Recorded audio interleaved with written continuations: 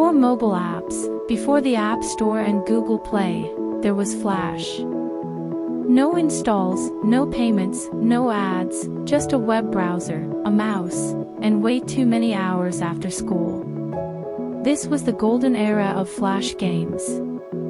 From the weird, the wonderful, to the downright wild, today, we dive into the digital playground of the early 2000s. This is NetNostalgia.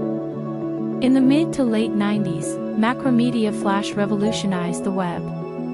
It let anyone animate, code simple interactions, and crucially, make games. You didn't need a console or powerful PC, just Internet Explorer or Netscape Navigator. And soon, the web was flooded with games.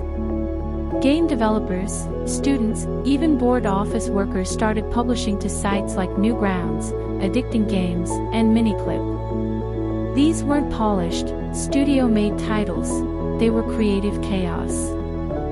By the early 2000s, Flash games became a cultural phenomenon. Some titles were brutally hard. Some were just plain weird. And some, like Line Rider and Fancy Pants Adventure, became internet legends. Sites like Newgrounds weren't just game hubs, they were communities.